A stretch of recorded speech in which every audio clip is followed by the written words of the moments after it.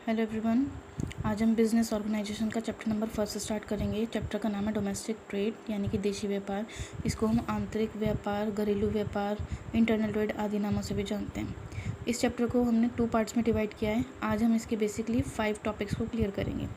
5 topics में पहला है आपका मीनिंग ऑफ इंटरनल ट्रेड, देशी व्यापार से आप क्या समझते हैं, डेफिनेशन ऑफ डोमेस्टिक ट्रेड, इसकी क्या परिभाषा है, फीचर्स ऑफ डोमेस्टिक ट्रेड, इसकी विशेषताएं, काइंड्स ऑफ इंटरनल ट्रेड, ये कितने प्रकार का होता है, proceed of purchase and sales या कोर्स ऑफ बिजनेस ट्रांजेक्शन, क्रय या विक्रय की गतिविधियाँ या सौदे की गतिविधियाँ।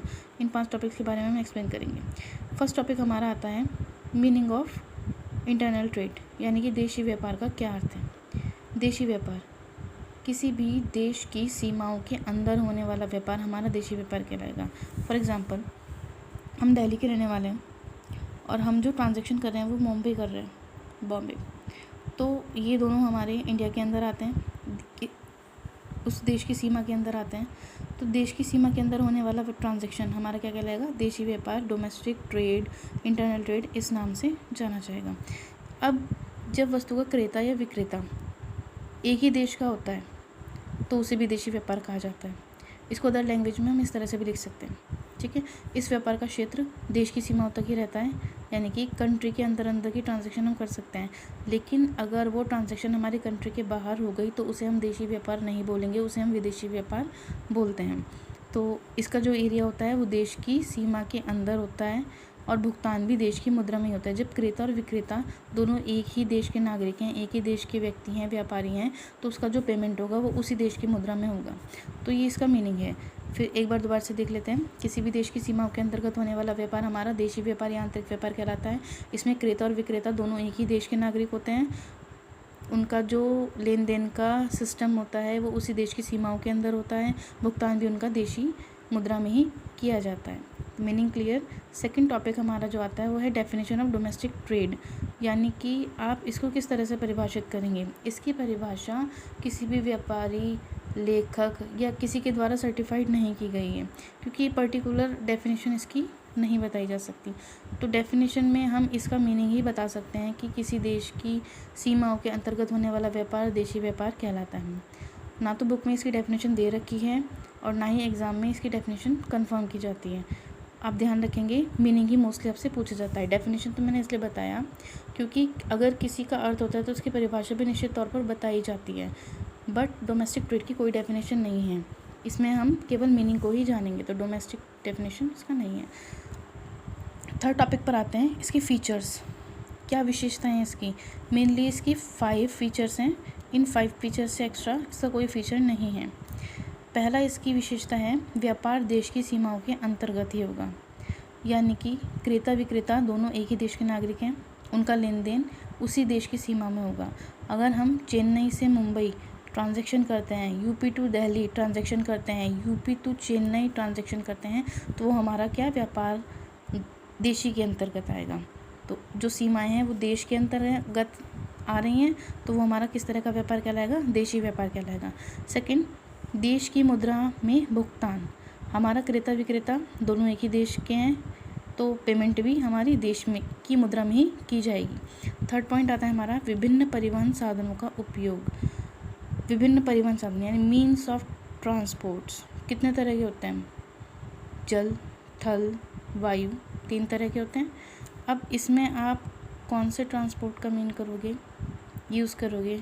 हम सड़क यातायात का यूज़ कर सकते हैं, बाय ट्रेन, बाय एयर, इनका यूज़ करके हम क्या करते हैं, एक जगह से दूसरी जगह पर वस्तु का लेन देन कर सकते हैं। तो मेन चीज़ इसमें यह है कि विक्रेता अपनी सुविधा के अनुसार या क्रेता अपनी सुविधा के अनुसार किसी भी प्रकार के साधन का प्रयोग करके इस लेन देन को पूरा कर सकता है। तो ये देशी व्यापार की तीसरी विशेषता है। फोर्थ विशेषता है हमारी विवादों का निपटारा। अगर क्रेता विक्रेता में किसी भी कार्य को लेकर, किसी भी लेन देन को लेकर अगर झगड़ा हो जाता है तो उसका केवल ये अधिनियम यूज़ किया जाएगा। वस्तु विक्रय अधिनियम के अंतर्गत विवादों का निपटारा किया जाएगा, या फिर कोई भी विक्रय अधिनियम जो इससे रिलेटेड है उसके अंतर्गत भी विवादों का निपटारा किया जा सकता है। फिफ्थ है हमारा माल का स्वतंत्र आवागमन। माल को एक स्थान से दूसरे स्थान पर आसानी से भेजा जा सकता है। अब तो जीएसटी लग रही है, हर जगह एक ही रेट पर है और उसका पेमेंट भी कर दिया जाता है एक साथ। ठीक, पहले क्या था, हमारा स्टेट टैक्स लगता था जिसे CST central value added tax बोलते थे, वैट बोलते थे, ये सारे टैक्स थे। तो एक स्टेट से दूसरे स्टेट पर ले जाने पर हमारा काफ़ी सारा प्रोसीड होता था। बट जब से जीएसटी आई है तो उसका स्वतंत्र आवागमन हो गया। चुंगी जो पहले लगाई जाती थी, इसी को ही मैं बता रही हूँ, इसको वैट या सीएसटी वैल्यू एडेड टैक्स, ये परचेज़ करते समय लगाया जाता था। सेंट्रल सेल टैक्स, ये सेल करते समय लगाया जाता था। अब इसको क्या करा है उन्होंने, सबको जीएसटी के अंदर वन रेट पर, वन टैक्स पर ऐड कर लिया है। तो माल का स्वतंत्र आवागमन किया जा सकता है। तो कितनी विशेषताएं हमने इसमें पढ़ी हैं। पहली विशेषता है व्यापार देश की सीमाओं के अंतर्गत होता है। देश की मुद्रा का भुगतान प्राप्त, विभिन्न परिवहन साधनों का उपयोग किया जा सकता है। सुविधा के अनुसार क्रेता विक्रेता जिससे चाहे उसका यूज़ करके वस्तु को एक स्थान से दूसरे स्थान पर भेज सकता है। विवादों का निपटारा हमेशा वस्तु विक्रय अधिनियम या फिर विक्रय से संबंधित किसी भी अधिनियम के अंतर्गत किया जा सकता है। माल का स्वतंत्र आवागमन किया जा सकता है। चुंगी पहले लगती थी, वो अब ख़त्म हो गई है। 4 टॉपिक है हमारा, types on the basic of business trade, area of trade. इसका मतलब ये है, जो हमारा डोमेस्टिक ट्रेड यानी कि देशी व्यापार है, उसके कितने प्रकार होते हैं। उसके 3 प्रकार हैं। पहला, on the basis of business, मतलब व्यावसायिक संबंधों के आधार पर, व्यापार के आधार पर कितने तरह का होता है। अमाउंट ऑफ बिजनेस, धनराशि के आधार पर। एरिया ऑफ ट्रेड, व्यापार के क्षेत्र के आधार पर। मोस्ट इम्पॉर्टेंट आपका ये है, ये दोनों बेसिकली हम पहले भी पढ़ चुके हैं, लेकिन फिर भी एक्सप्लेन कर देते हैं। अगर आपका टाइप्स आता है तो आपको इन तीनों को ही एक्सप्लेन करना होगा। पहले देखते हैं हम बिजनेस के आधार पर, यानी कि व्यापार के संबंधों के आधार पर हमारा जो देशी व्यापार है वो 2 तरह का होता है। पहला डायरेक्ट, दूसरा इनडायरेक्ट। डायरेक्ट यानी कि प्रत्यक्ष, इनडायरेक्ट यानी कि अप्रत्यक्ष। प्रत्यक्ष का मतलब क्या है, यदि माल को बनाने वाला उसकी सप्लाई सीधा कंज्यूमर को दे रहा है तो वो आपका डायरेक्ट ट्रेड कहलाएगा। ये आपने पढ़ा भी होगा, यदि माल को बनाने वाला उसको सीधा कस्टमर को प्रोवाइड करा रहा है तो वो आपका डायरेक्ट के अंदर आएगा। इनडायरेक्ट की हमारी एक पूरी चेन होती है, जिसे आपने 11th में पढ़ा था। पहले माल का निर्माण किया जाएगा, वो निर्माता द्वारा किया जाता है। निर्माता प्रोवाइड कराएगा होलसेलर को एक ही प्रकार का सामान, बहुत बड़ी धनराशि में इकट्ठा करके रखता है, और होलसेलर प्रोवाइड कराएगा रिटेलर को या एजेंट को, रिटेलर एजेंट को प्रोवाइड कराएगा, और फिर उसके बाद कंज्यूमर पर जाएगा। यानी कि बनाने वाला कोई और प्राप्त करने वाला कोई और है, इनके बीच में ये चेन आ रही है, तो उसे इनडायरेक्ट ट्रांजैक्शन बोलते हैं। तो व्यापार के आधार पर हमारी 2 तरह के होंगे, पहला होगा हमारा डायरेक्ट, दूसरा होगा हमारा इनडायरेक्ट। डायरेक्ट में क्या था, माल को बनाने वाला सीधा उसको उपयोग करने वाले को प्रोवाइड करा देता है। इनडायरेक्ट में क्या है, बनाने वाला उपयोग करने वाले को प्रोवाइड कराएगा, बट उसके बीच में हमारी बेसिकली 2 चेन होती हैं, जिसे हम होलसेलर, रिटेलर या फिर एजेंट बोलते हैं। दूसरा आता है अमाउंट ऑफ ट्रेड, यानी कि व्यापार की राशि के आधार पर हमारे 2 तरह के होंगे, wholesale trade, retail trade. Wholesale का मतलब होता है हमारा थोक व्यापार, ये भी आपने 11th में पढ़ा है। रिटेल ट्रेड का मतलब होता है हमारा फुटकर व्यापार। थोक व्यापार क्या होता है, जब एक ही प्रकार के सामान का एक ही जगह भंडार किया जाता है, वो हमारा होलसेल के अंदर आता है। ये काफ़ी सारा सामान बहुत बड़ी राशि के साथ एक जगह इकट्ठा कर लेता है और थोड़ा थोड़ा सामान किसको देता रहता है, थोक व्यापारी को देता रहता, फुटकर व्यापारी को देता रहता है। तो इसकी तो कोई ब्रांचेस नहीं होती, ठीक है।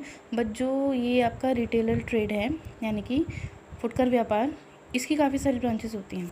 वो ब्रांचेस भी आपने 11th में पढ़ी हैं। फर्स्ट आपका डिपार्टमेंटल स्टोर होता है, सेकंड आपका चैन शॉप होता है, श्रृंखलाबद्ध दुकानें जिसे बोलते हैं, मेल ऑर्डर है ना, हायर परचेज होता है, सुपरमार्केट होता है, वन प्राइस शॉप होता है। ये सब आपको 11th में समझाया जा चुका है, तो एक बार आप इसको देख लेंगे दोबारा से, ठीक। तो अमाउंट ऑफ ट्रेड के अकॉर्डिंग इसको 2 पार्ट्स में डिवाइड किया गया है, होलसेल ट्रेड और रिटेल ट्रेड। होलसेल ट्रेड का कोई भी डेफाइन अंदर नहीं है, बट रिटेल ट्रेड में आपके काफ़ी सारे पॉइंट्स हैं। ये हमारा थर्ड है, एरिया ऑफ ट्रेड, यानी कि क्षेत्र के आधार पर। क्षेत्र के आधार पर आपका लोकल आता है, स्टेट, इंट्रा स्टेट आता है। लोकल का मतलब स्थानीय।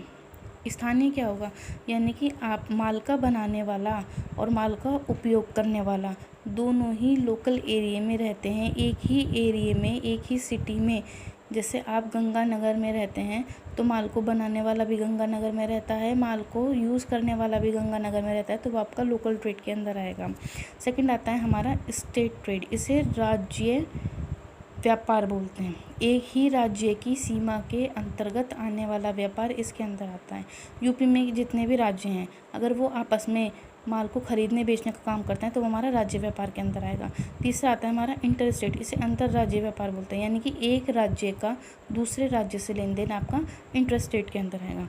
तो टाइप्स ऑफ डोमेस्टिक ट्रेड को हमने 3 पार्ट्स में डिवाइड किया। फर्स्ट हमारा on the basis of business, जिसके अंदर हमारे 2 टॉपिक्स आते हैं, direct and indirect. Second is amount of trade, इसके अंदर भी हमारे 2 टॉपिक्स आते हैं, wholesale trade and retail trade. Third is area of trade, क्षेत्र के आधार पर, इसके अंदर हमारे 3 आते हैं, लोकल ट्रेड, स्थानीय, इसे क्षेत्रीय व्यापार भी बोलते हैं। ये एक ही क्षेत्र के अंतर्गत संपन्न किया जाता है, जैसे आपकी सब्जी, फल और स्टेशनरी आदि सारी जितनी भी शॉप्स होती हैं वो सब इसके अंदर आती हैं। स्टेट ट्रेड, इसे राज्य व्यापार बोलते हैं, एक ही राज्य की सीमा के अंदर होने वाला व्यापार राज्य व्यापार कहलाएगा। इंटर स्टेट, इसे अंतर्राज्य व्यापार कहते हैं, एक राज्य का दूसरे राज्य से लेन देन आपका इंटर स्टेट कहलाएगा।